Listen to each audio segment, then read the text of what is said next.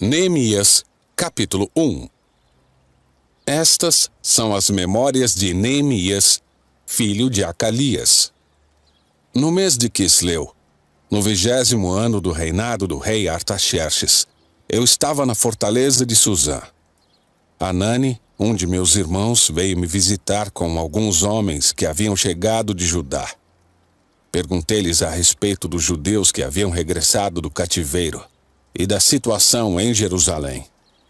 Eles responderam: as coisas não vão bem para os que regressaram à província de Judá. Eles estão passando por dificuldades e humilhações. O muro de Jerusalém foi derrubado e suas portas foram destruídas pelo fogo. Quando ouvi isso, sentei-me e chorei. Durante alguns dias, lamentei, jejuei e orei ao Deus dos céus. Então disse: ó Senhor, Deus dos céus, Deus grande e temível, que guardas tua aliança de amor leal para com os que te amam e obedecem a teus mandamentos. Ouve minha oração. Olha do alto e vê que oro noite e dia por teu povo, Israel. Confesso que temos pecado contra ti. Sim, minha própria família e eu temos pecado. Temos pecado terrivelmente contra ti. Não temos obedecido a teus mandamentos, decretos e estatutos, que nos deste por meio de teu servo Moisés. Por favor, lembra-te do que disseste a teu servo Moisés. Se forem infiéis a mim, eu os dispersarei entre as nações. Mas se voltarem para mim e obedecerem a meus mandamentos e viverem de acordo com eles, então, mesmo que estejam exilados nos confins da terra, eu os reunirei e os trarei de volta ao lugar que escolhi para estabelecer meu nome. O povo que tu resgataste com teu grande poder e com tua forte mão é teu servo. Ó Senhor, por favor, ouve a oração deste teu servo. Ouve as orações de teus servos que se agradam em te honrar. Peço que me concedas êxito hoje e que o rei me seja favorável. Neste tempo, eu era copeiro do rei. Neemias, capítulo 2. No mês de Nisã, no 20º ano do reinado do rei Artaxerxes, eu estava servindo vinho ao rei. Nunca eu tinha estado triste em sua presença. O rei me perguntou: por que está com o rosto tão triste? Você não parece doente. Deve estar profundamente angustiado. Fiquei com muito medo, mas respondi: que o rei viva para sempre. Como meu rosto não pareceria triste? A cidade onde estão sepultados meus antepassados está em ruínas, e suas portas foram destruídas pelo fogo. O que você deseja que eu faça? Perguntou o rei. Depois de orar ao Deus dos céus, respondi: se lhe parecer bem e se o rei for favorável a mim, seu servo, peço que me envie a Judá para reconstruir a cidade onde meus antepassados estão sepultados. O rei, com a rainha sentada ao seu lado, perguntou: quanto tempo você ficará ausente? Quando voltará? Respondi ao rei quanto tempo ficaria ausente, e ele atendeu a meu pedido. Disse também: se lhe parecer bem, gostaria que o rei me desse cartas para levar aos governadores da província a oeste do rio Eufrates, com instruções para que eles permitam que eu viaje em segurança por seus territórios, até chegar a Judá. Peço ainda que o rei me dê uma carta para levar a Asaf, administrador da Floresta Real, com instruções para que me forneça madeira. Precisarei desse material para as vigas das portas da fortaleza junto ao templo, para o muro da cidade e para minha própria casa. O rei atendeu a esses pedidos, pois a bondosa mão de Deus estava sobre mim. Fui aos governadores da província a oeste do rio Eufrates e lhes entreguei as cartas do rei.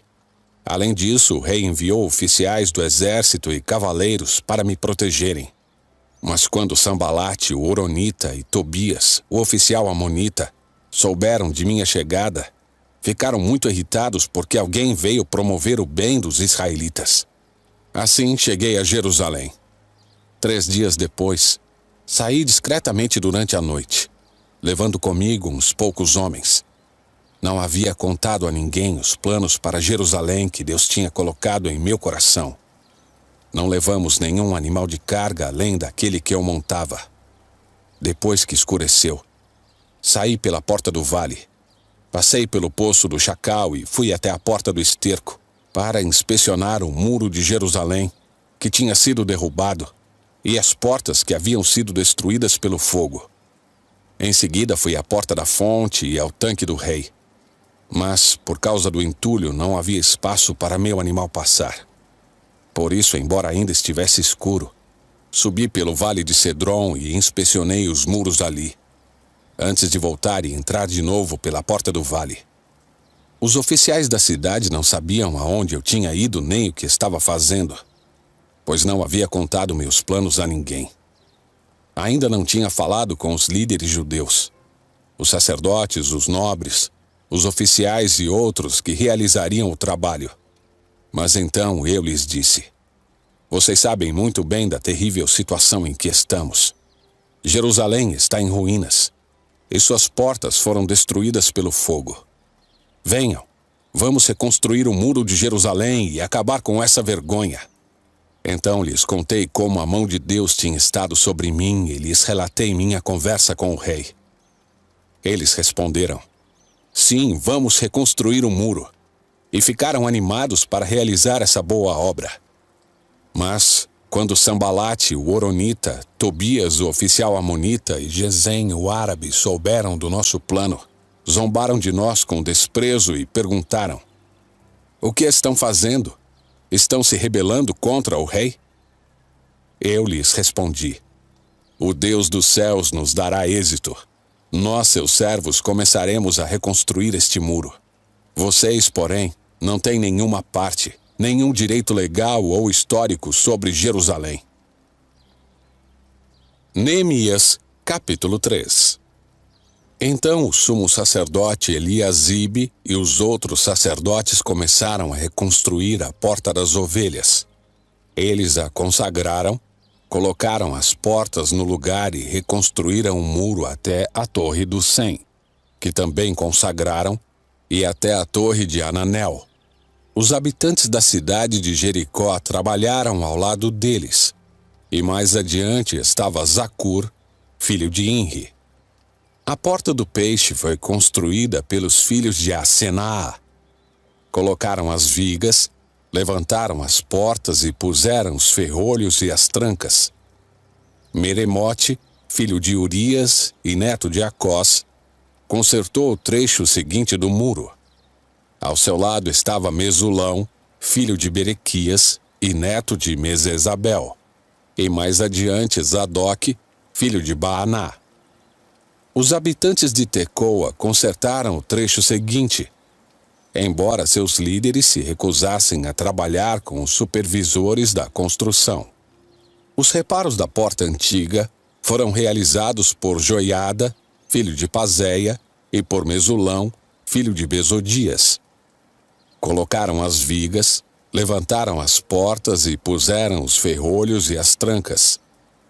Ao lado deles estava Melatias, de Gibeon, Jadom de Meronote, homens de Gibeon e homens de Mispá, cidades sob a autoridade do governador da província a oeste do rio Eufrates. Uziel, filho de Araías, ourives de profissão, consertou o trecho seguinte, e mais adiante estava Ananias, fabricante de perfumes. Reconstruíram Jerusalém até o Muro Largo. Refaías, filho de Ur, governador de metade do distrito de Jerusalém, trabalhou ao lado deles no muro. No trecho seguinte, Gedaías, filho de Aromafe, consertou o muro em frente de sua própria casa, e ao lado dele estava Atus, filho de Asabinéias. Em seguida vinham Malquias, filho de Arim, e Assube, filho de Paate-Moabe, que consertaram outra parte do muro e a Torre dos Fornos. Salom, filho de Aloés, e as filhas dele consertaram o trecho seguinte. Salom era governador da outra metade do distrito de Jerusalém. Os reparos da Porta do Vale foram realizados pelos habitantes de Zanoa, sob a liderança de Anum. Levantaram as portas e puseram os ferrolhos e as trancas. Também consertaram os 450 metros seguintes do muro até a Porta do Esterco. Os reparos da Porta do Esterco foram realizados por Malquias, filho de Recabe, governador do distrito de Bet-Aquerem. Ele a reconstruiu, levantou as portas e pôs os ferrolhos e as trancas. Os reparos da Porta da Fonte foram realizados por Salom, filho de Coozé, governador do distrito de Mispá. Ele a reconstruiu, colocou o telhado, levantou as portas e pôs os ferrolhos e as trancas. Além disso, consertou o muro do tanque de Siloé, perto do Jardim do Rei, e reconstruiu um muro até os degraus que descem da cidade de Davi. Ao lado dele estava Neemias, filho de Asbuque, governador de metade do distrito de Bet-Zur. Ele reconstruiu um muro desde o lugar em frente dos túmulos da família de Davi até o reservatório de água e até a casa dos guerreiros. Os reparos do trecho seguinte foram realizados por um grupo de levitas que trabalharam sob a supervisão de Reum, filho de Bani. Depois deles vinha Asabias, governador de metade do distrito de Keila, representando seu distrito. No trecho seguinte trabalharam seus parentes, liderados por Binui, filho de Enadade, governador da outra metade do distrito de Keila. Ezer, filho de Jesua, governador do distrito de Mispá, consertou o trecho seguinte do muro, desde o lugar em frente da subida para a Casa das Armas até a esquina do muro. Mais adiante, Baruque, filho de Zabai, consertou com grande zelo o trecho desde a esquina do muro até a entrada da casa do sumo sacerdote Eliasibe. Meremote, filho de Urias e neto de Acós, reconstruiu o trecho do muro desde a entrada da casa de Eliasibe até o fim da casa. Os reparos do trecho seguinte foram realizados pelos sacerdotes que moravam ao redor da cidade. Ao seu lado, Benjamim e Assub consertaram o trecho em frente de suas casas, e Azarias, filho de Maazéias e neto de Ananias, consertou o trecho ao lado de sua casa. Em seguida vinha Binui, filho de Enadade, que consertou o trecho desde a casa de Azarias até a esquina do muro. Palau, filho de Uzai, consertou o trecho em frente da esquina do muro e da torre do Palácio Real, ao lado do pátio da guarda. Ao lado dele estavam Pedaías, filho de Parós, e os servidores do templo que moravam na colina de Ofel, que consertaram um muro até o lugar em frente da Porta das Águas, a leste, e da torre do palácio. Mais adiante, os habitantes de Tecoa consertaram outro trecho, desde o lugar em frente da grande torre alta até o muro de Ofel. Os reparos acima da Porta dos Cavalos foram realizados pelos sacerdotes. Cada um consertou o trecho do muro em frente de sua própria casa. Depois deles, Zadok, filho de Imer, também consertou o trecho do muro em frente de sua casa. Ao seu lado estava Semaías, filho de Secanias, guarda da porta oriental. Ananias, filho de Selemias, e Anum, sexto filho de Zalaf, consertaram o trecho seguinte, enquanto Mesulão, filho de Berequias, consertou o trecho em frente de onde ele morava. Malquias, um dos ourives, consertou o muro até as casas para os servidores do templo e para os negociantes, em frente da porta da guarda. Então continuou o trabalho até a sala superior da esquina. Os outros ourives e negociantes consertaram o muro desde a sala superior da esquina até a porta das ovelhas. Neemias, capítulo 4. Sambalate ficou furioso quando soube que estávamos reconstruindo o muro. Indignou-se e zombou dos judeus. Disse na presença de seus companheiros e dos oficiais do exército samaritano: "O que esse punhado de judeus fracos pensa que está fazendo? Imaginam que serão capazes de construir um muro em um dia só porque ofereceram alguns sacrifícios? Pensam que podem fazer algo com as pedras queimadas que tiraram de um monte de entulho?" Tobias, o amonita, estava ao seu lado e comentou: "Basta uma raposa subir lá e esse muro de pedra desaba." Então orei: "Ouve-nos, nosso Deus, pois estamos sendo ridicularizados. Que essa zombaria caia sobre a cabeça deles, e que eles próprios se tornem prisioneiros numa terra estrangeira. Não ignores sua culpa. Não apagues seus pecados, pois provocaram tua ira aqui, diante dos construtores." Por fim, o muro foi reconstruído até metade de sua altura ao redor de toda a cidade, pois o povo trabalhou com entusiasmo. No entanto, quando Sambalate, Tobias, os árabes, os amonitas e os asdoditas souberam que a obra avançava e que as brechas no muro de Jerusalém estavam sendo fechadas, encheram-se de ira. Eles planejaram vir, lutar contra Jerusalém e causar confusão em nosso meio.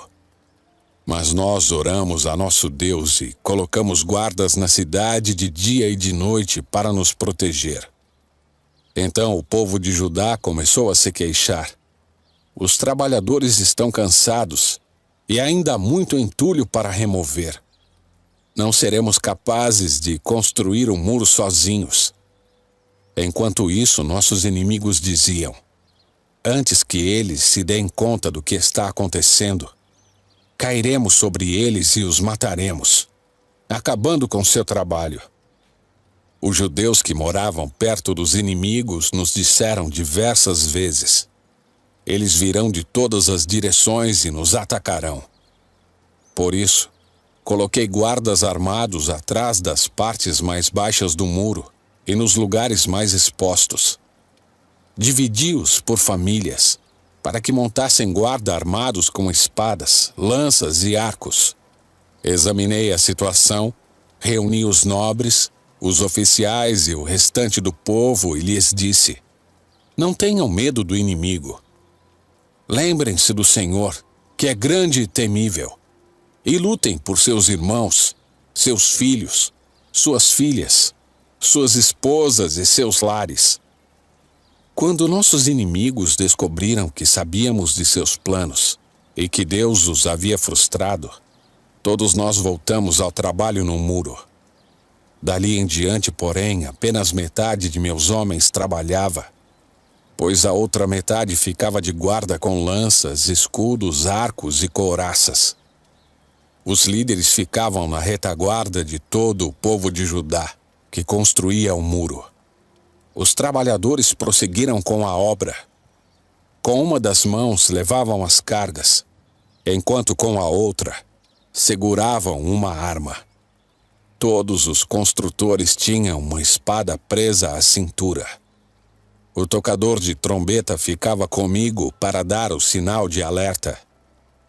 Então expliquei aos nobres, aos oficiais e ao restante do povo: "A obra é extensa e estamos muito separados uns dos outros ao longo do muro. Quando ouvirem o toque da trombeta, corram para onde ele soar. Nosso Deus lutará por nós."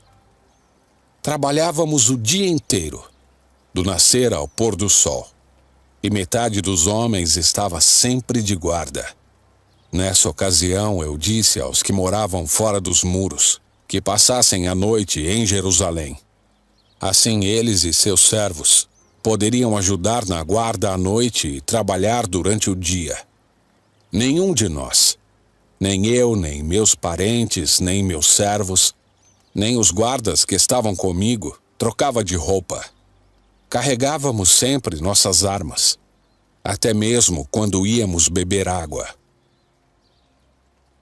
Neemias, capítulo 5. Por esse tempo, alguns homens e suas esposas fizeram um grande protesto contra seus irmãos judeus. Alguns deles diziam: nossas famílias são grandes, precisamos de mais alimento para sobreviver. Outros diziam: hipotecamos nossos campos, nossas videiras e nossas casas para conseguir comida durante este período de escassez. Ainda outros diziam: tomamos dinheiro emprestado para pagar os impostos do rei sobre nossos campos e vinhedos. Somos da mesma família que os ricos, e nossos filhos são iguais aos filhos deles. Contudo, somos obrigados a vender nossos filhos como escravos, só para termos dinheiro suficiente para viver. Já vendemos algumas de nossas filhas, e não há nada que possamos fazer, pois nossos campos e vinhedos agora pertencem a outros. Quando ouvi essas reclamações, fiquei muito indignado. Depois de pensar bem na questão, repreendi os nobres e os oficiais, dizendo: vocês estão prejudicando seus próprios irmãos ao cobrar juros quando lhes pedem dinheiro emprestado. Em seguida, convoquei uma reunião pública para tratar do problema. Na reunião, eu lhes disse: temos feito todo o possível para resgatar nossos irmãos judeus que se venderam a estrangeiros. Mas agora vocês os vendem de volta à escravidão. Quantas vezes precisaremos resgatá-los? E eles não tinham nada a dizer em sua defesa. Então prossegui: o que vocês estão fazendo não é certo. Acaso não deviam andar no temor de nosso Deus, para evitar a zombaria das nações inimigas? Eu, meus irmãos e os homens que trabalham para mim temos emprestado dinheiro e cereal para o povo. Agora, porém, deixemos de cobrar juros. Devolvam-lhes hoje mesmo seus campos, seus vinhedos, seus olivais e suas casas. Devolvam também a 100ª parte. Os juros que cobraram quando lhes emprestaram dinheiro, cereais, vinho novo e azeite. Eles responderam: devolveremos tudo, e não exigiremos mais nada do povo. Faremos conforme você diz. Então chamei os sacerdotes, e fiz os nobres e os oficiais jurarem que cumpririam sua promessa. Depois, sacudi as dobras de meu manto e disse: que Deus assim os sacuda de seus lares e de suas propriedades, se vocês não cumprirem o que prometeram. Que fiquem sem absolutamente nada. Toda a comunidade respondeu: amém. E louvaram o Senhor. E o povo cumpriu o que havia prometido. Durante os 12 anos em que fui governador de Judá, do 20º ano ao 32º ano do reinado do rei Artaxerxes, nem eu nem meus oficiais cobramos o tributo de alimentação ao qual tínhamos direito. Os governadores anteriores, no entanto, haviam colocado cargas pesadas sobre o povo. Exigiam uma porção de alimento e de vinho, além de 40 peças de prata. Até mesmo os oficiais deles se aproveitaram do povo. Mas, por temor a Deus, não agi dessa maneira. Dediquei-me ao trabalho no muro e não adquiri terras. Exigi que todos os meus servos também trabalhassem no muro. Não pedi nada, embora 150 judeus e oficiais comessem com frequência à minha mesa, além de todos os visitantes de outras terras. Os suprimentos pelos quais eu pagava todos os dias eram um boi, 6 das melhores ovelhas e muitas aves. Além disso, a cada 10 dias, precisávamos de uma grande quantidade de vinhos de todo tipo. E, no entanto, não cobrei o tributo de alimentação a que o governador tinha direito, pois o trabalho que o povo realizava já representava uma carga pesada. Lembra-te, ó meu Deus, de tudo que tenho feito por este povo, e abençoa-me por isso. Neemias, capítulo 6.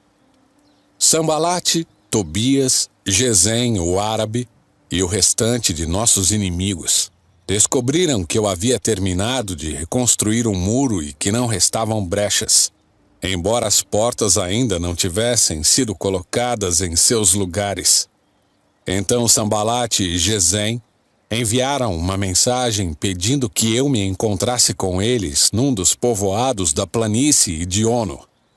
Sabendo que eles planejavam me fazer mal, respondi com a seguinte mensagem: estou envolvido com uma obra muito importante e não posso ir. Por que eu deveria interromper o trabalho para me encontrar com vocês? 4 vezes eles enviaram a mesma mensagem e cada vez lhes respondi da mesma forma. Na 5ª vez, o servo de Sambalate trouxe nas mãos uma carta aberta que dizia: há um boato entre as nações vizinhas e Gesem o confirma que você e os judeus planejam se rebelar e, por isso, estão reconstruindo o muro. De acordo com esses relatos, você planeja se tornar o rei deles. Corre a notícia de que você nomeou profetas em Jerusalém para proclamarem a seu respeito: olhem, há um rei em Judá. Pode ter certeza de que essa informação chegará ao conhecimento do rei. Sugiro, portanto, que venha conversar comigo. Eu lhe respondi: nada do que você diz é verdade. É tudo invenção sua. Estavam apenas tentando nos intimidar e imaginavam que iríamos interromper a obra. Assim, continuei o trabalho com determinação ainda maior.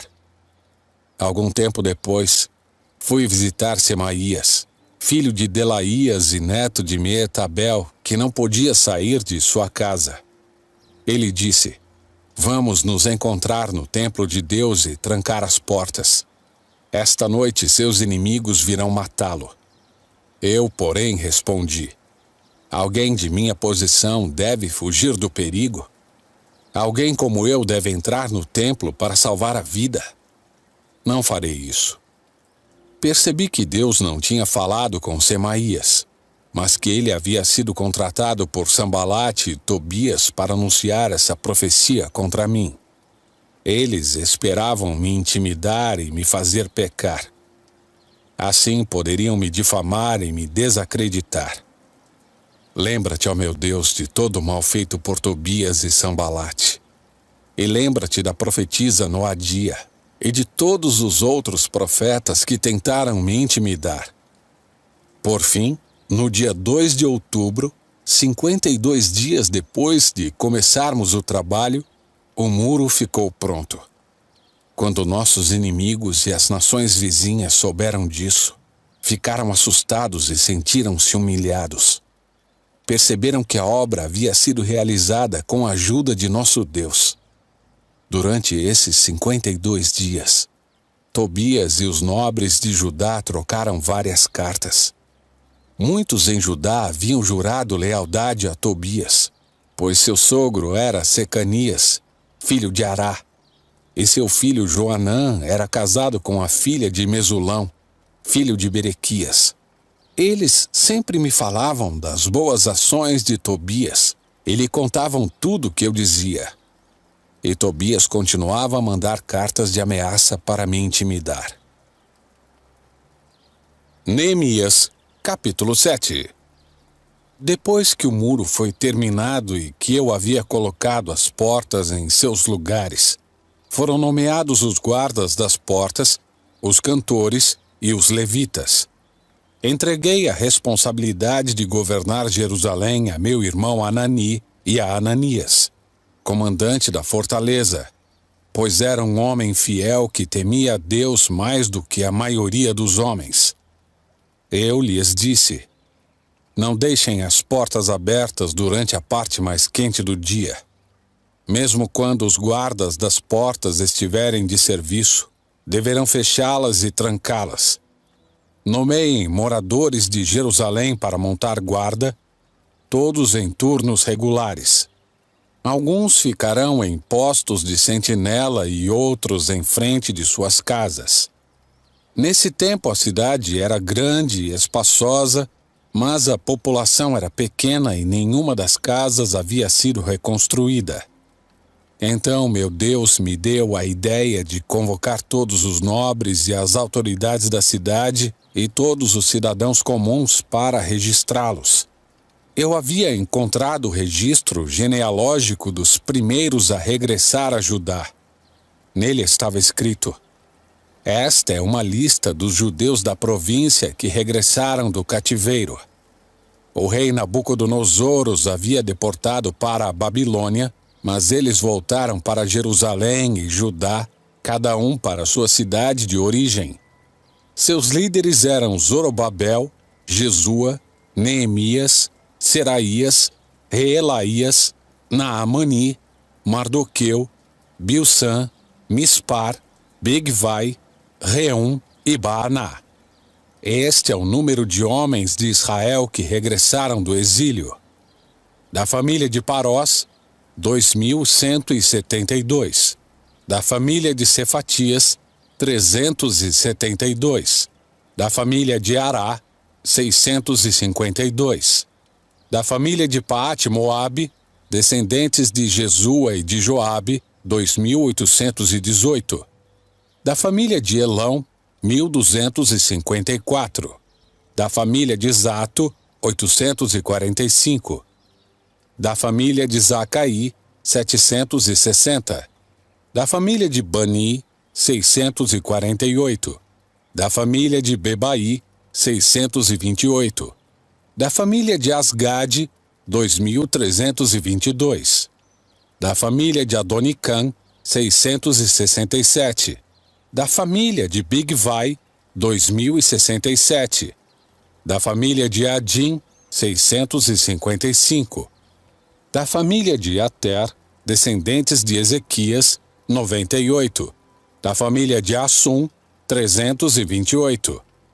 Da família de Besaí, 324. Da família de Jora, 112. Da família de Gibar, 95. Do povo de Belém e Netofa, 188. Do povo de Anatote, 128. Do povo de Bet-Asmavete, 42. Do povo de Quiriate-Jearim, Quefira e Beerote, 743. Do povo de Ramá e Geba, 621. Do povo de Micmas, 122. Do povo de Betel e Ai, 123. Do povo de Nebo Ocidental, 52. Dos cidadãos de Elão Ocidental, 1.254. Os cidadãos de Arim, 320. Os cidadãos de Jericó, 345. Os cidadãos de Lode, Adide e Ono, 721. Os cidadãos de Senaá, 3.930. Estes são os sacerdotes que regressaram do exílio, da família de Gedaías, da linhagem de Jesua, 973. Da família de Imer, 1.052. Da família de Pazur, 1.247. Da família de Arim, 1.017. Estes são os levitas que regressaram do exílio. Das famílias de Jesua e Cadmiel, descendentes de Odavias, 74. Os cantores da família de Asaf, 148. Os guardas das portas das famílias de Salom, Ater, Talmon, Acube, Atita e Sobai, 138. Os descendentes destes servidores do templo regressaram do exílio: Zia, Azufa, Tabaote, Queros, Sia, Padom, Lebana, Agaba, Salmai, Anã, Gidel, Gaar, Reaías, Rezim, Necoda, Gazão, Uzá, Pazéia, Bezaí, Meunim, Nefuzim, Baquebuque, Acufa, Arur, Baslute, Meida, Arsa, Barcos, Císera, Tamá, Nesias e Atifa. Os descendentes destes servos do rei Salomão regressaram do exílio: Sotai, Soferete, Peruda, Jaala, Darcom, Gidel, Cefatias, Atil, Poquerete-Azebaim e Ami. Ao todo, os servidores do templo e os descendentes dos servos de Salomão eram 392. Nessa ocasião, outro grupo regressou das cidades de Tel-Melá, Tel-Arsa, Querube, Adã e Imer. Contudo, não puderam comprovar que eles ou suas famílias eram descendentes de Israel. Estavam nesse grupo as famílias de Delaías, Tobias e Necoda, 642 pessoas ao todo.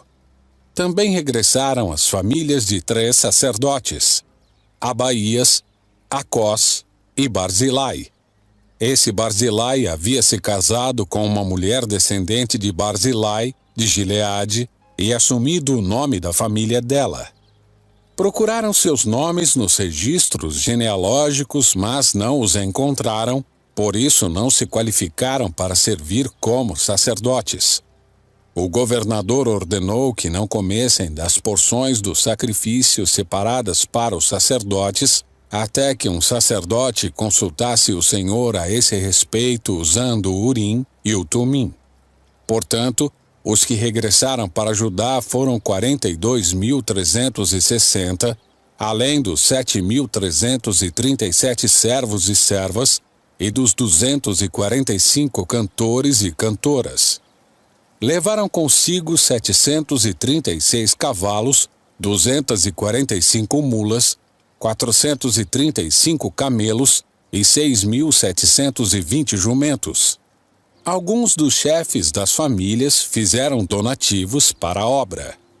O governador deu à tesouraria o total de 8,6 quilos de ouro, 50 bacias de ouro e 530 vestes para os sacerdotes. Os outros líderes deram à tesouraria o total de 172 quilos de ouro e 1.320 quilos de prata. O restante do povo deu 172 quilos de ouro, 1.200 quilos de prata e 67 vestes para os sacerdotes. Assim, os sacerdotes, os levitas, os guardas das portas, os cantores, os servidores do templo e alguns do povo se estabeleceram perto de Jerusalém. O restante do povo regressou às suas cidades em todo Israel. Neemias, capítulo 8. Em outubro, quando os israelitas já haviam se estabelecido em suas cidades, todo o povo se reuniu com um só propósito na praça em frente da Porta das Águas. Pediram ao escriba Esdras que trouxesse o livro da lei de Moisés que o Senhor tinha dado a Israel.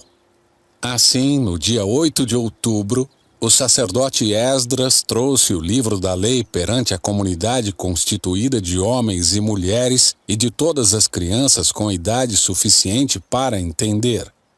Ficou de frente para a praça, junto à Porta das Águas, desde o amanhecer até o meio-dia, e leu em voz alta para todos que podiam entender.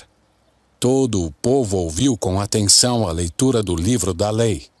O escriba Esdras estava em pé sobre uma plataforma de madeira feita para a ocasião. À sua direita estavam Matitias, Sema, Anaías, Urias, Ilquias e Maazéias.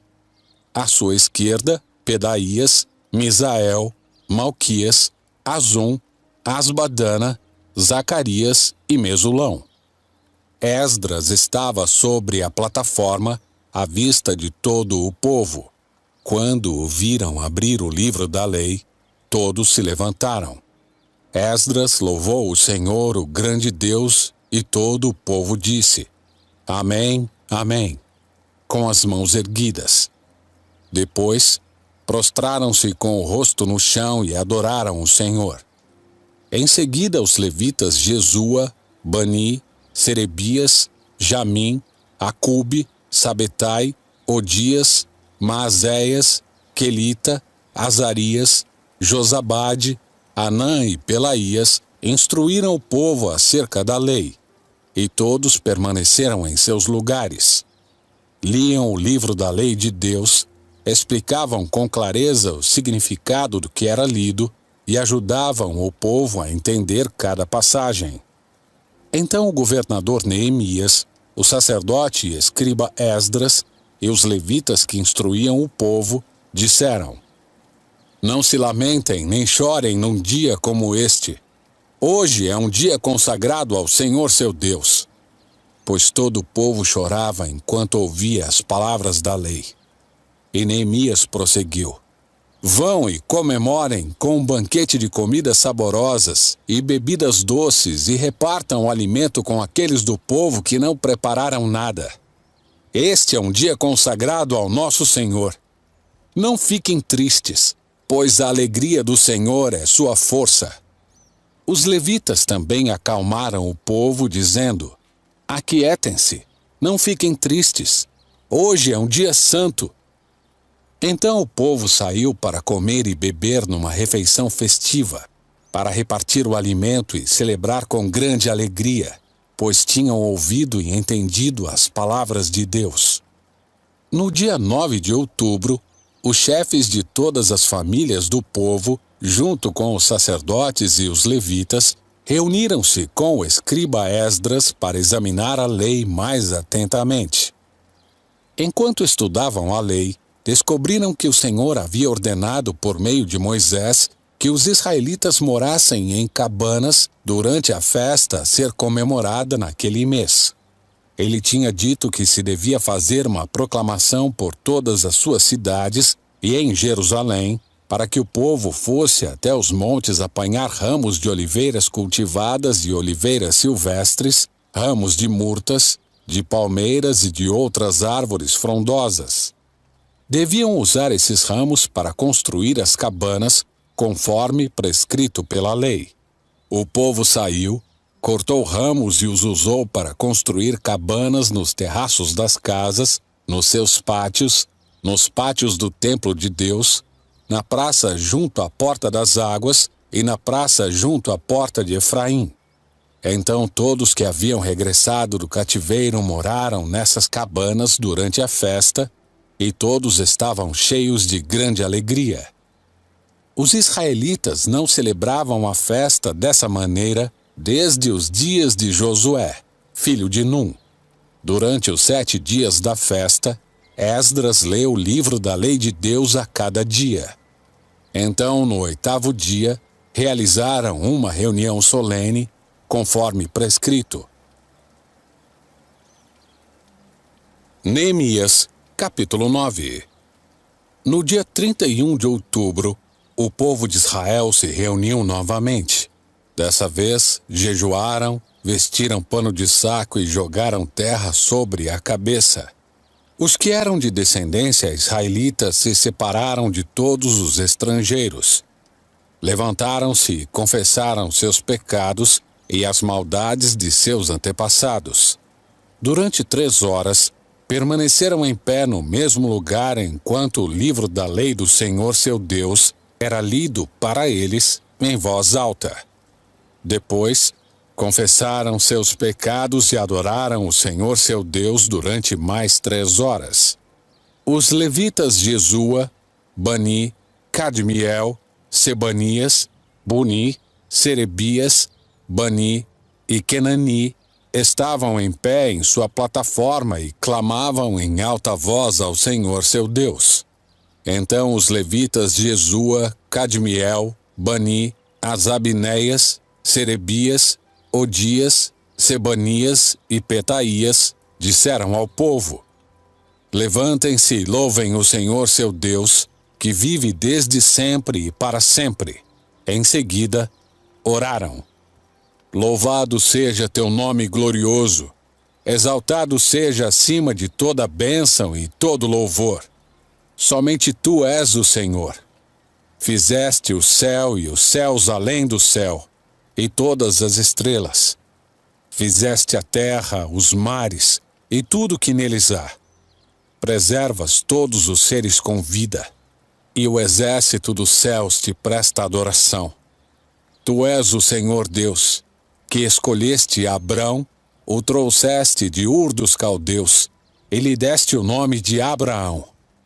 Viste a fidelidade de seu coração, e fizeste com ele uma aliança, para dar a ele e à tua descendência a terra dos cananeus, dos hititas, dos amorreus, dos ferezeus, dos jebuseus e dos girgazeus. E cumpriste tua promessa, pois és sempre fiel à tua palavra. Viste a aflição de nossos antepassados no Egito, e ouviste os clamores deles junto ao Mar Vermelho. Fizeste sinais e maravilhas contra o Faraó, seus oficiais e todo o seu povo, pois sabias como tratavam arrogantemente nossos antepassados. Tens uma fama tremenda, que não foi esquecida.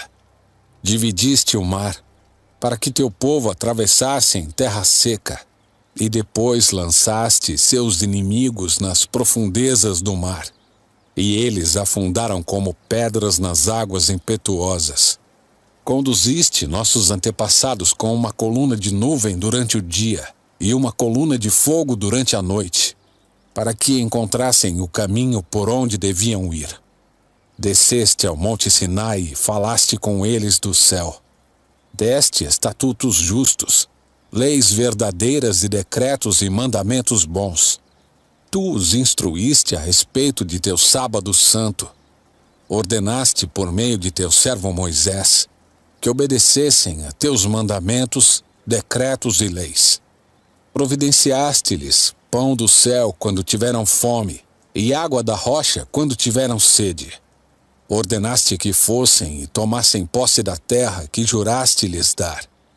Nossos antepassados, porém, eram orgulhosos e teimosos e não deram atenção a teus mandamentos.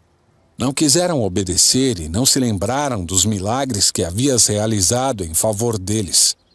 Em vez disso, rebelaram-se e nomearam um líder para levá-los de volta à escravidão no Egito. Mas tu és Deus de perdão, misericordioso e compassivo, lento para se irar e cheio de amor. Não os abandonaste, mesmo quando fizeram um ídolo em forma de bezerro e disseram: este é seu Deus que os tirou do Egito.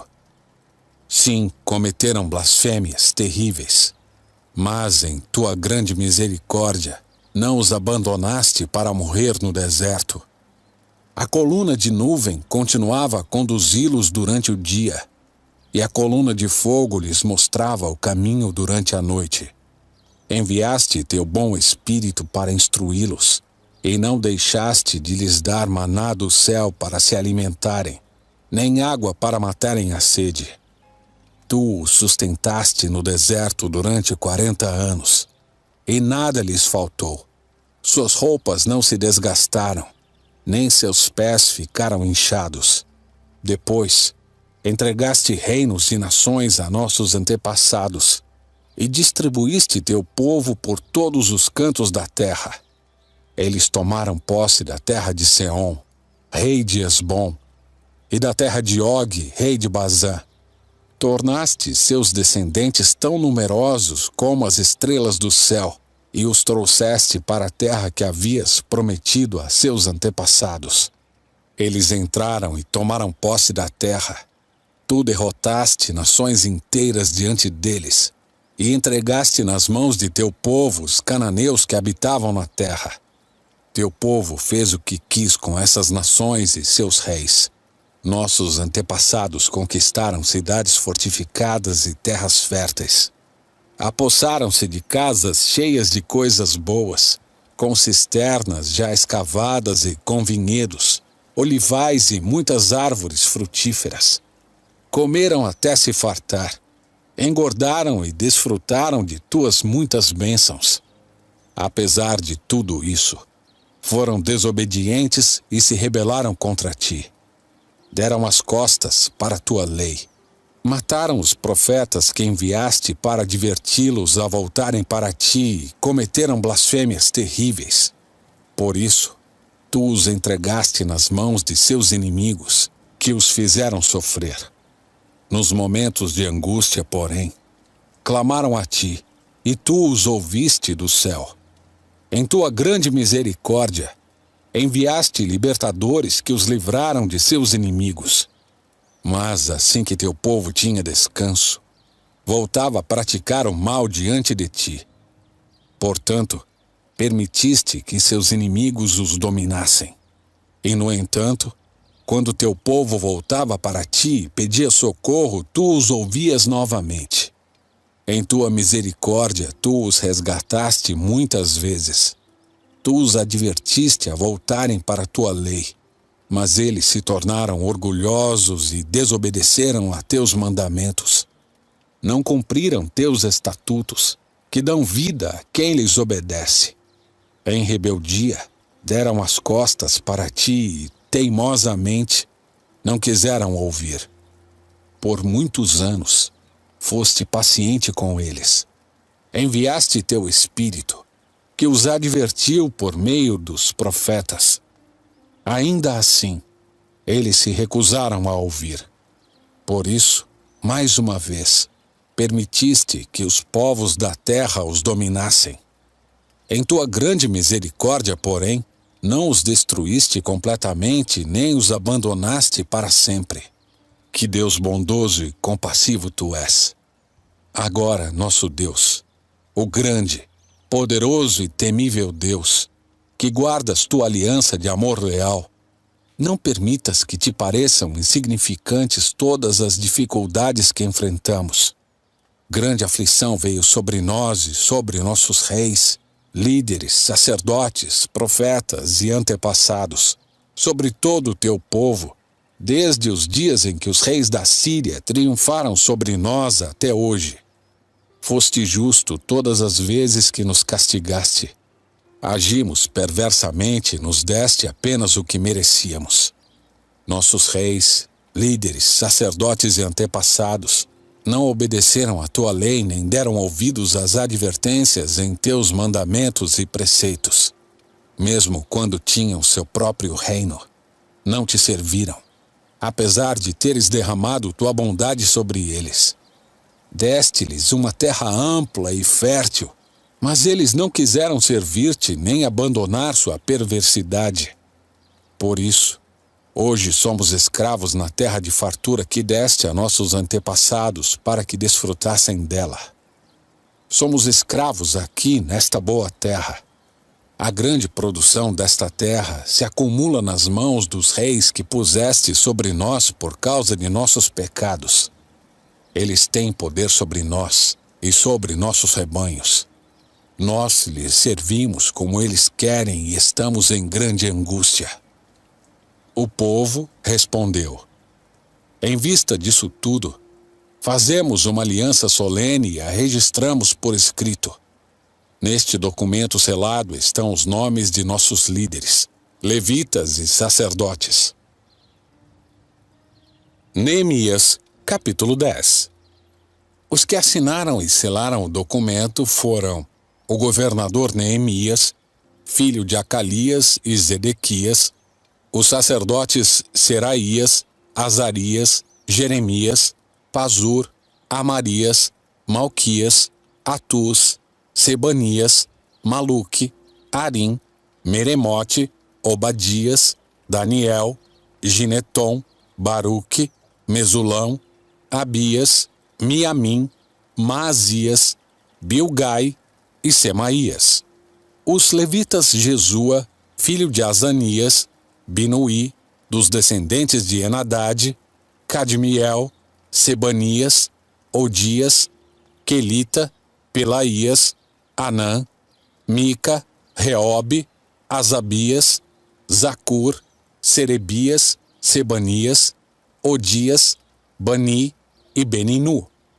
Os líderes do povo Parós, Paate Moabe, Elão, Zatu, Bani, Buni, Asgade, Bebai, Adonias, Bigvai, Adim, Ater, Ezequias, Azur, Odias, Azum, Bezai, Arife, Anatote, Nebai, Magpias, Mesulão, Ezir, Mesesabel, Zadok, Jadua, Pelatias, Anã, Anaías, Oséias, Ananias, Assub, Aloés, Piléa, Sobeque, Reum, Azabiná, Maazéias, Aías, Anã, Anã, Maluque, Arim e Baaná. Então o restante do povo, os sacerdotes, os levitas, os guardas das portas, os cantores, os servidores do templo e todos que haviam se separado dos povos estrangeiros da terra a fim de obedecer à lei de Deus, na companhia de suas esposas, seus filhos, suas filhas e de todos que tinham idade para entender, uniu-se a seus líderes e assumiu um compromisso solene. Juraram que seriam amaldiçoados se não obedecessem à lei de Deus, dada por seu servo Moisés, e prometeram obedecer atentamente a todos os mandamentos, estatutos e decretos do Senhor, nosso Senhor. Prometemos não permitir que nossas filhas se casem com os habitantes desta terra, nem permitir que as filhas deles se casem com nossos filhos.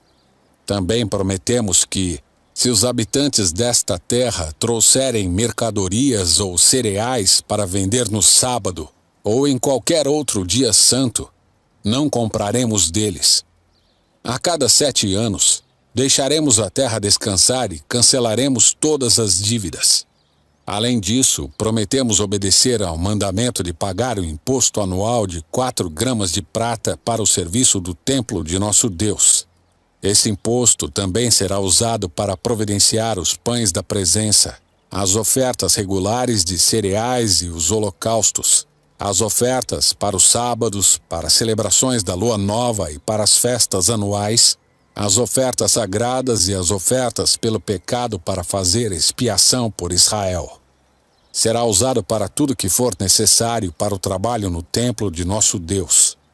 Fizemos um sorteio a fim de definir uma escala anual regular para que as famílias dos sacerdotes, dos levitas e do povo tragam ao templo de nosso Deus a lenha para ser queimada no altar do Senhor nosso Deus, conforme prescrito na lei.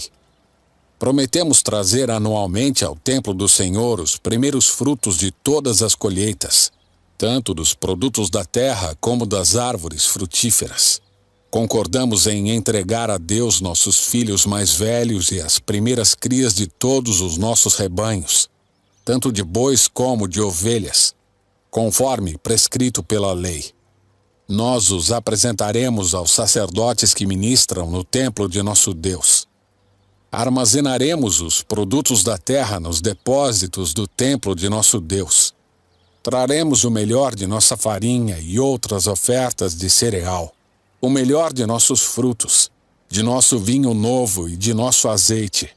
Prometemos ainda entregar aos levitas 1/10 de tudo que nossa terra produzir, pois são os levitas que recolhem os dízimos em todas as cidades onde trabalhamos. Um sacerdote descendente de Arão acompanhará os levitas quando receberem esses dízimos. A 10ª parte de tudo que for recolhido como dízimo será entregue pelos levitas ao templo de nosso Deus e colocada nos depósitos. O povo e os levitas deverão trazer essas ofertas de cereal, de vinho novo e de azeite para os depósitos e colocá-las nos recipientes sagrados perto dos sacerdotes que ali estiverem ministrando, dos guardas das portas e dos cantores. Prometemos não descuidar do templo de nosso Deus. Neemias, capítulo 11. Os líderes do povo passaram a morar em Jerusalém, a cidade santa. 1/10 do povo das outras cidades foi escolhido por sorteio para morar lá também, enquanto o restante permaneceu onde estava. O povo abençoou todos que se ofereceram para morar em Jerusalém. Esta é uma lista dos nomes dos líderes das províncias que foram morar em Jerusalém. A maioria do povo, dos sacerdotes, dos levitas, dos servidores do templo e dos descendentes dos servos de Salomão, continuou a viver em suas próprias casas nas várias cidades de Judá. Mas alguns do povo de Judá e de Benjamim se mudaram para Jerusalém. Da tribo de Judá, Ataías, filho de Uzias, filho de Zacarias, filho de Amarias, filho de Cefatias, filho de Maalaleel, da descendência de Perez. Também Maazéias, filho de Baruque, filho de Colosé, filho de Asaías, filho de Adaías, filho de Joiaribe, filho de Zacarias, da família de Selá. Dos descendentes de Perez, 468 foram morar em Jerusalém. Eram todos homens valorosos. Da tribo de Benjamim, Salu, filho de Mesulão, filho de Joede, filho de Pedaías, filho de Colaías, filho de Maazéias, filho de Itiel, filho de Jesaías. Depois dele, Gabai e Salai, e 928 parentes ao todo. O chefe deles era Joel, filho de Zicri, auxiliado por Judá, filho de Asenua, o segundo no comando da cidade. Dos sacerdotes, Gedaías, filho de Joiaribe, Jaquim e Seraías, filho de Ilquias, filho de Mesulão, filho de Zadoque, filho de Meraiote, filho de Aitube, principal encarregado do templo de Deus. Também 822 colegas que serviam no templo. Adaías, filho de Jeroão, filho de Pelalias, filho de Anzi, filho de Zacarias, filho de Pazur, filho de Malquias, junto com 242 colegas, chefes de suas famílias, e ainda Amassai, filho de Azareel, filho de Azai, filho de Mesilemote, filho de Imer, e 128 de seus colegas, homens valorosos. O chefe deles era Zabidiel, filho de Gedolim. Dos levitas, Semaías, filho de Assub, filho de Asricã, filho de Asabias, filho de Buni. Também Sabetai e Josabade, líderes dos levitas, encarregados do trabalho fora do templo de Deus. E ainda Matanias, filho de Mica, filho de Zabdi, descendente de Asaf, que dirigia as ações de graças e as orações. Também Baquebuquias, assistente de Matanias, e Abda, filho de Samua, filho de Galal, filho de Gedutum. Havia ao todo 284 levitas na cidade santa. Dos guardas das portas, Acube e Talmon, e 172 colegas que guardavam as portas. Os outros sacerdotes e levitas e o restante dos israelitas moravam cada um na propriedade de sua família nas outras cidades de Judá. Mas os servidores do templo, sob a liderança de Zia e Gispa, moravam todos na colina de Ofel. O chefe dos levitas em Jerusalém era Uzi, filho de Bani, filho de Asabias, filho de Matanias, filho de Mica, descendente de Asaf. Os membros da família de Asaf eram cantores no templo de Deus. Exerciam suas responsabilidades diárias de acordo com os termos de uma ordem do rei.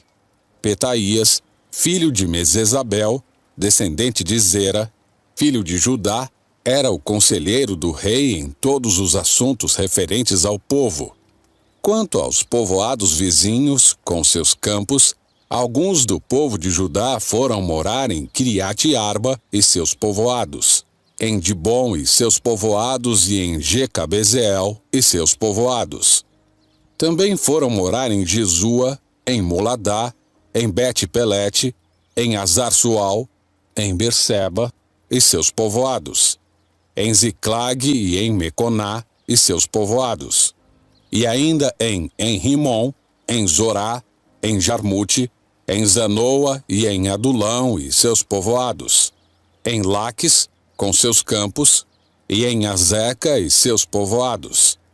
Assim o povo de Judá se estabeleceu desde Berseba no sul até o vale de Inom. Alguns do povo de Benjamim foram morar em Geba, em Micmas, em Aia e em Betel e seus povoados. Também foram morar em Anatote, em Nobe, em Ananias, em Azor, em Ramá, em Gitaim, em Adide, em Zeboim, em Nebalate, em Lode, em Ono e em Gearazim. Alguns dos levitas que viviam em Judá foram morar com a tribo de Benjamim. Neemias, capítulo 12. Os sacerdotes e levitas que regressaram com Zorobabel, filho de Sealtiel, e com Jesua, o sumo sacerdote, foram Seraías, Jeremias, Esdras, Amarias, Maluque, Atus, Secanias, Arim, Meremote, Ido, Gineton, Abias, Miniamim, Moadias, Bilga, Semaías, Joiaribe, Gedaías, Salu, Amoque, Ilquias e Gedaías. Esses foram os líderes dos sacerdotes e seus companheiros nos dias de Jesua. Os levitas que regressaram com eles foram Jesua, Binuí, Cadmiel, Serebias, Judá e também Matanias, que com seus companheiros era encarregado dos cânticos de ação de graças. Seus companheiros Baquebuquias e Uni ficavam em frente deles durante o culto. O sumo sacerdote Jesua gerou Joiaquim, Joiaquim gerou Eliasibe, Eliasibe gerou Joiada, Joiada gerou Joanã, Joanã gerou Jadua. Quando Joiaquim era sumo sacerdote, os chefes das famílias dos sacerdotes foram Meraías, chefe da família de Seraías, Ananias, chefe da família de Jeremias, Mesulão, chefe da família de Esdras, Joanã, chefe da família de Amarias, Jonatas, chefe da família de Maluqui, José, chefe da família de Secanias, Adna, chefe da família de Arim, Eucaí, chefe da família de Meremote, Zacarias, chefe da família de Ido, Mesulão, chefe da família de Gineton, Zicri, chefe da família de Abias, um chefe da família de Miniamim, Piltai, chefe da família de Moadias, Samua, chefe da família de Bilga, Jonatas, chefe da família de Semaías, Matenai, chefe da família de Joiaribe,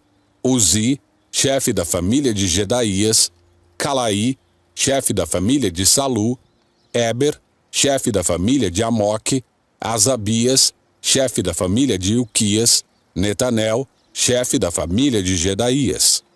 Nos dias de Eliasibe, Joiada, Joanã e Jadua, manteve-se um registro dos chefes das famílias dos levitas. Durante o reinado de Dario, o persa, manteve-se um registro dos sacerdotes. Até os dias de Joanã, neto de Eliasibe, manteve-se um registro dos chefes das famílias dos levitas no livro da história.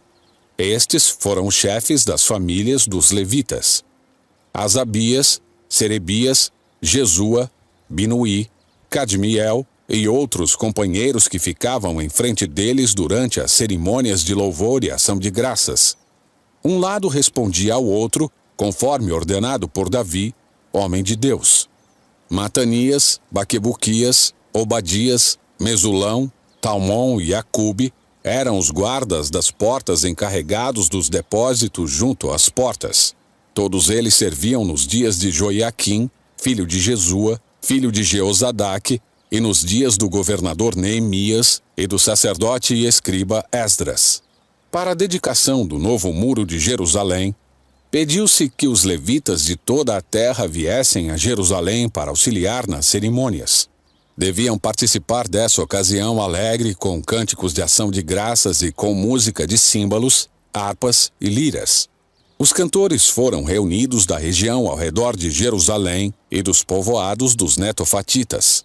Também vieram de Bet-Gilgal e das regiões rurais próximas de Geba e de Asmavete, pois os cantores haviam construído seus próprios povoados ao redor de Jerusalém. Primeiro, os sacerdotes e os levitas purificaram a si mesmos. Depois, purificaram o povo, as portas e o muro. Eu conduzi os líderes de Judá até o alto do muro e organizei 2 grandes coros. Um dos coros foi para o sul pelo alto do muro, até a porta do esterco. Osaías e metade dos líderes de Judá seguiram o coro, junto com Azarias, Esdras, Mesulão, Judá, Benjamim, Semaías e Jeremias. Depois deles, vinham alguns sacerdotes que tocavam trombetas. Zacarias, filho de Jonatas, filho de Semaías, filho de Matanias, filho de Micaías, filho de Zacur, descendente de Asaf. Os companheiros de Zacarias eram Semaías, Azarel, Milalaí, Gilalaí, Maai, Natanael, Judá e Anani. Eles tocavam os instrumentos musicais prescritos por Davi, homem de Deus. O escriba Esdras ia à frente deles. Quando chegaram à porta da fonte, foram em frente e subiram pelos degraus que levavam até a cidade de Davi. Passaram pela casa de Davi e, de lá, foram até a porta das águas, a leste. O segundo coro foi para o norte, no sentido oposto, para encontrar-se com o primeiro coro. Fui com eles e com a outra metade do povo pelo alto do muro, passando pela Torre dos Fornos até o muro largo. E depois, desde a porta de Efraim até a porta antiga, passando pela porta do Peixe e pela Torre de Ananel e prosseguindo até a Torre do Sem. Dali continuamos para a porta das ovelhas e paramos junto à porta da guarda. Os dois corais seguiram então para o templo de Deus, onde tomaram seus lugares. Eu fiz o mesmo, junto com os líderes que estavam comigo. Acompanhamos os sacerdotes que tocavam trombetas: Eliaquim, Maazéias, Miniamim, Micaías, Elioenai, Zacarias e Ananias, e os cantores Maazéias, Semaías, Eleazar, Uzi, Joanã, Malquias, Elão e Ézer. Eles tocavam e cantavam bem alto sob a direção de Jesraías. Naquele dia alegre, foram oferecidos muitos sacrifícios, pois Deus tinha dado ao povo motivo para se alegrar. As mulheres e as crianças também participaram da celebração, e podia-se ouvir de longe a alegria do povo de Jerusalém. Naquele dia foram nomeados os homens encarregados dos depósitos para as ofertas e os primeiros frutos da colheita e para os dízimos. Eram responsáveis por recolher dos campos fora das cidades as porções exigidas pela lei para os sacerdotes e os levitas, pois todo o povo estava alegre com os sacerdotes e os levitas e com seu trabalho. Tanto eles como os cantores e os guardas das portas realizavam o serviço de seu Deus e o serviço de purificação, conforme Davi e seu filho Salomão haviam ordenado. O costume de ter regentes do coro para dirigir os hinos de louvor e de ação de graças a Deus havia começado muito tempo antes, nos dias de Davi e Asaf. Por isso, agora, nos dias de Zorobabel e de Neemias, todo Israel trazia uma provisão diária de alimentos para os cantores, os guardas das portas e os levitas. Os levitas, por sua vez, entregavam uma porção daquilo que recebiam aos sacerdotes, os descendentes de Arão. Neemias, capítulo 13.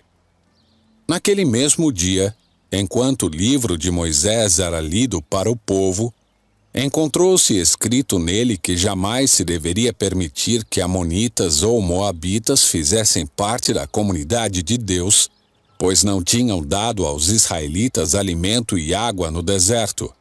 Em vez disso, tinham contratado Balaão para amaldiçoá-los. Nosso Deus, porém, transformou a maldição em bênção.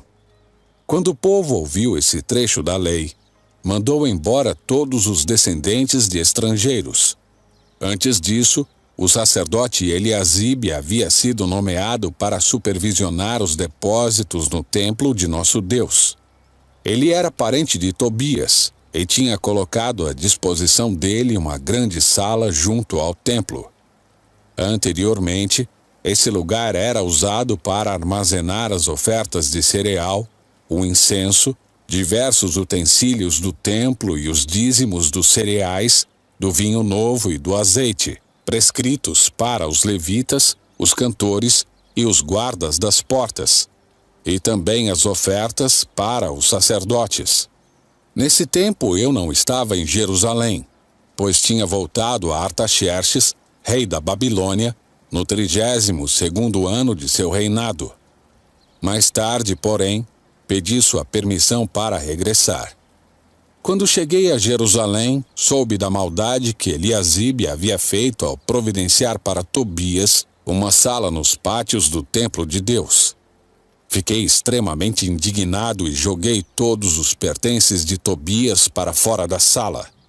Em seguida, ordenei que as salas fossem purificadas e trouxe de volta os utensílios do templo de Deus, as ofertas de cereal e o incenso.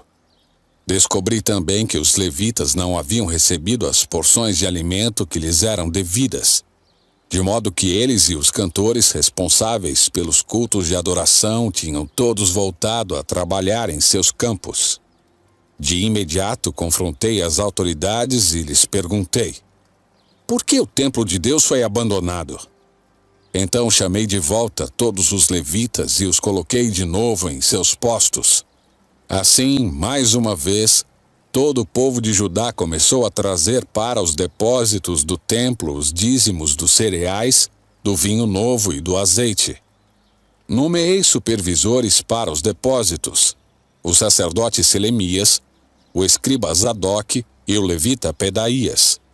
Designei Anã, filho de Zacur e neto de Matanias, para ser seu ajudante. Eles eram homens de confiança e ficaram encarregados de repartir as provisões entre seus colegas levitas. Lembra-te desta boa obra, ó meu Deus, e não te esqueças de tudo que tenho feito com fidelidade pelo templo de meu Deus e pelo culto ali prestado. Naqueles dias, vi homens de Judá trabalhando nas prensas de uvas no sábado. Também ajuntavam cereais, que colocavam sobre jumentos, e traziam vinho, uvas, figos e produtos de toda espécie a Jerusalém para vendê-los no sábado. Então os repreendi por venderem seus produtos nesse dia. Alguns homens de Tiro que moravam em Jerusalém traziam peixes e mercadorias de todo tipo. No sábado vendiam para o povo de Judá, e isso em Jerusalém.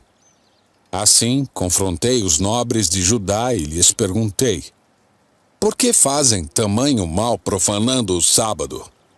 Acaso nossos antepassados não cometeram o mesmo erro, fazendo nosso Deus trazer toda esta desgraça sobre nós e sobre nossa cidade?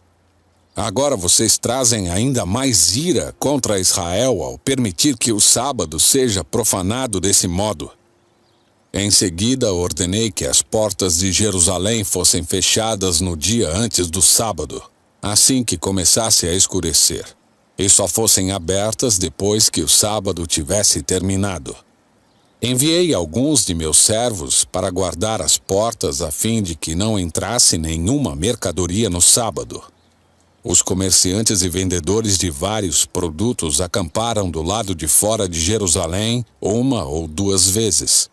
Mas falei duramente com eles: o que fazem aqui acampados ao redor do muro? Se fizerem isso de novo, mandarei prendê-los. E essa foi a última vez que vieram no sábado. Então ordenei que os levitas se purificassem e guardassem as portas para manter o sábado como um dia sagrado. Lembra-te também desta boa obra, ó meu Deus. Tem compaixão de mim de acordo com teu grande amor leal. Nessa mesma época, vi que alguns homens de Judá haviam se casado com mulheres de Asdod, de Amon e de Moabe. Além disso, a metade de seus filhos falava a língua de Asdod ou de algum outro povo, mas não sabia falar a língua de Judá. Por isso confrontei esses homens e invoquei maldições sobre eles. Bati em alguns deles e arranquei seus cabelos.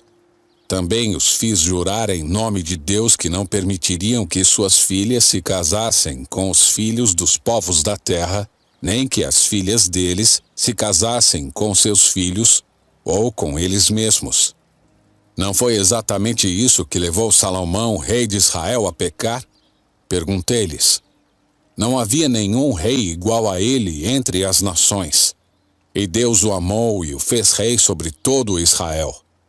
Até mesmo ele, porém, foi levado a pecar por suas esposas estrangeiras. Como puderam ao menos pensar em cometer essa grande maldade e serem fiéis a Deus casando com mulheres estrangeiras. Um dos filhos de Joiada, filho do sumo sacerdote Eliasibe, havia se casado com uma filha de Sambalate, o Horonita. Por isso o expulsei de minha presença. Lembra-te deles, ó meu Deus, pois profanaram o sacerdócio e a aliança dos sacerdotes e dos levitas. Assim, eliminei tudo que era estrangeiro e designei tarefas específicas para os sacerdotes e os levitas. Também me certifiquei de que a provisão de lenha para o altar e os primeiros frutos da colheita fossem trazidos nas datas estabelecidas. Lembra-te disso em meu favor, ó meu Deus.